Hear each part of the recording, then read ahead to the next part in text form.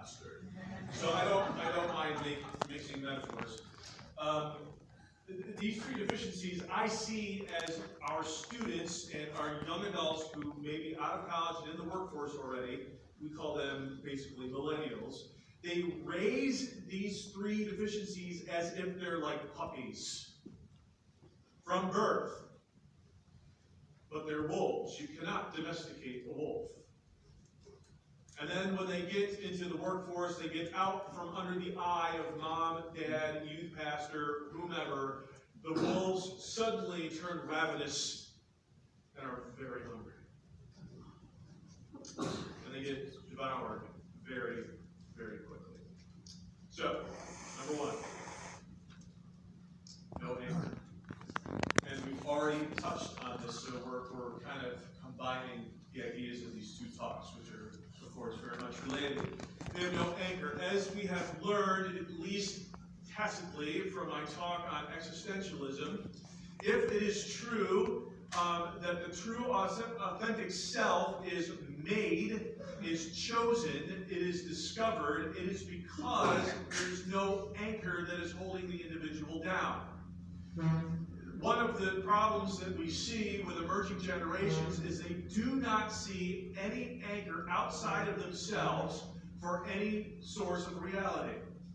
It is up to them to decide. This is where we get language like, I'm going to speak my truth. I need you to hear my heart. I need you to understand why I believe the way I believe, even if it doesn't center on logic or reason at all. This is why I hold to these things, because I have the right to. So we have the whole freedom thing, we have the whole existence before essence issue. All of it is combined in this thing of no anchor. If you've ever been to a public high school graduation, you've heard this speech. And it's usually given by the special speaker. The valedictorian, their speeches are usually pretty good, because they're speaking to their peers and they're trying to be careful. It is the knucklehead special speaker that usually talks about this stuff. So some famous or semi-famous person for that school mounts the podium, comes to the lectern, it says something like, graduates, as you prepare to cross the stage for the last time, and you step out into the world to leave your mark on history. Now, I smile at those comments, because what a bunch of abject nonsense. Now, I don't mind it because it's altruistic, but let's be honest, what 18-year-old is thinking about making their mark in history on that sultry, chewy afternoon? All they're thinking is, where's the after party and how do I sneak home when it's over, right? So it's like, plans. So that's basically what they're thinking about, but it's the next part that drives me insane. And then the speaker will then say something like, as you go out to make your mark in history, do not let anyone tell you what you can or cannot. Oh, you've heard the speech. I can give this speech. Do not let anyone tell you what you can and cannot do, for you are the captain of your own destiny. You are the master of your own fate. Only you can learn from your own mistakes. How terrible. How do you learn from your own mistakes if there is no standard?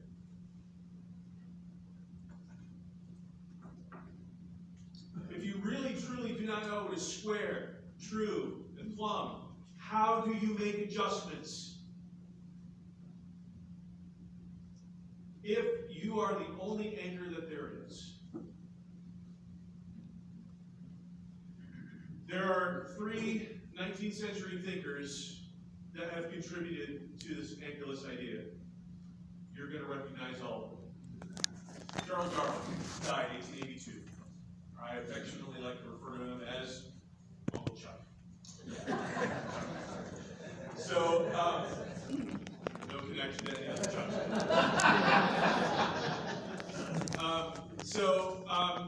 Most Christians that I meet usually understand that Uncle Chuck is not on our bus because of what? Evolution. The creation-evolution debate. Evolution is not the issue. I'm no evolutionist. I'm not here to debate that with you.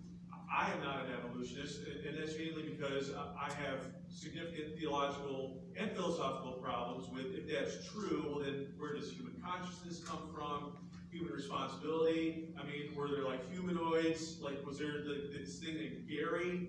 And then God's like, Adam, you get consciousness in the Imago Dei, and Gary's like, hey! What?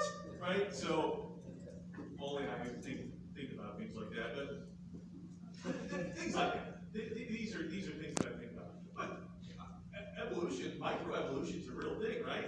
How many breeds of dog did Noah have on the ark?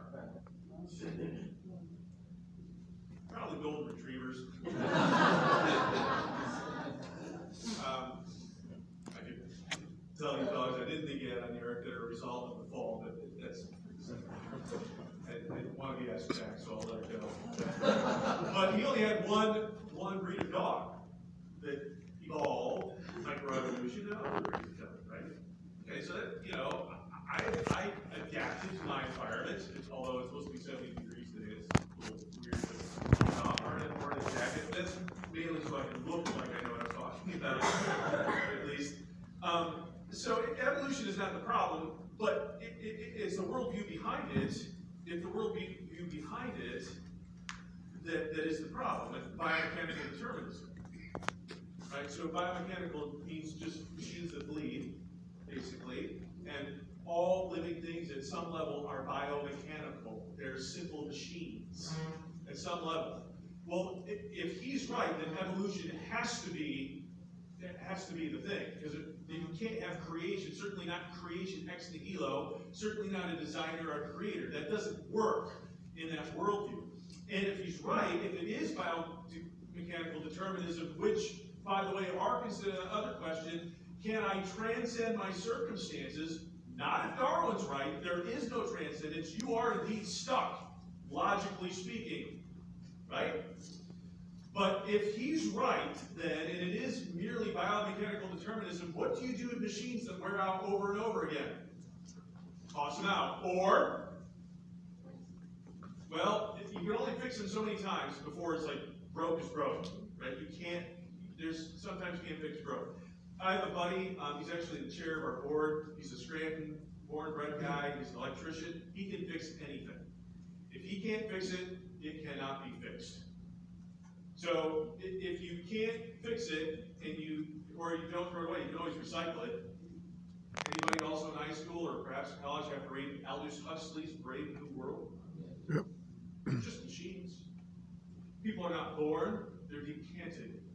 Oh yes, everybody in that book is encouraged to have sex. They're provided with drugs and the technology necessary to do that, but to actually have sex, to procreate, nobody would do that.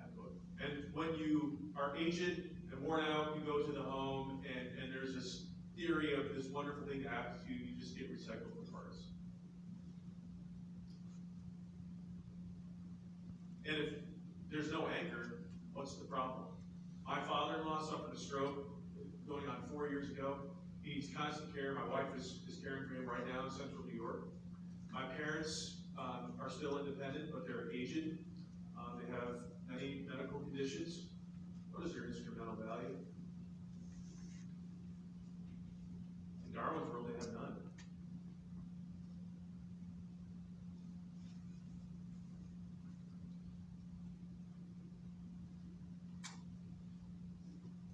Friedrich Nietzsche. I have a nickname for him too. Call him Stash. Because he can filter his culture. Beard goals right there. So Nietzsche, of course, like we recognize Darwin. I don't think I'm on that bus. Well, you probably recognize this mainly because he famously said God is dead, and he did, and he meant it, and that's not good. But often we don't know why he said that or in what context. Well, he's speaking into, quote, Christian Europe, unquote, as was Kierkegaard. They were both asking the same questions, but from radically different views of the coin. Doing a side-by-side comparison of those two is really interesting. But Nietzsche was saying, hey, has this Christian theism, has the Judeo-Christian worldview helped us or hindered us? Is humanity progressing or regressing? And he came to the conclusion we are regressing because we are all Christians. And so when he says God is dead, his idea is not, I'm going to storm the throne room of heaven and I'm going to take God and I'm going to kill myself. No, he was saying God, or the idea of God, is where it always should have been, dead and buried. So if there is no God now, anything is up for grabs. And in two books that are kind of commentaries of one another, the ideas cross over so much it's almost hard to tell the difference. Very famously, that he wrote on the genealogy of morals. So, of course, a genealogy is a history. So he's writing where our ideas of history of morals come from, and beyond good and evil, two very important works. In those books, since he says there is no God, we can now divorce any idea of morality from any transcendent value. Are you following? So if I ask the average Christian, whether it be the Baptist world I come from or your churches, where does good come from? The answer generally is one of the three classic Sunday school answers, which is Jesus, God, or the Bible. And if I say, where does good come from? The answer is, well, good. Or God. Okay, well, why? Because God says so. Well, yeah, but also back to that Euthyphro issue, it's because of his essence. He doesn't just declare it by fiat, by speaking it, it's because he is, right? Okay, well, Nietzsche would say, yeah, and that hasn't worked. So, since God is dead, we now have this Judeo-Christian idea of it is noble for the weaker person to actually do good things. Again, Star Wars. Nietzsche would have had a field day with Star Wars because the rebellion, implicitly, all throughout the story, they are good purely because they are standing up to the power, the empire. That's why they're good. This is the Judeo-Christian, according to Nietzsche, noble view. So Nietzsche says, no, there are two kinds of people. There are masters and wolves, and there are slaves and sheep. And if you have to ask yourself, I wonder which am I, you're not over here. You're neither master nor wolf, because you don't have to ask. You know. You're self-aware. And so he says the powerful need to act powerfully, and the weak need to just be weak. So it is wrong to elevate the weak, and it is also wrong to devalue the strong. So there is no crossover. So he is completely divorcing the idea of God from good. When you do that, you can turn the entire ethical, moral landscape upside down. Now, I think in the 19th century, now he died in 1900, so he became much more popular after his death, as often happens, with some of these writers. But in the 19th century, even the early 20th century, that would have been a radical view of right and wrong. Not today. Having your patriarchal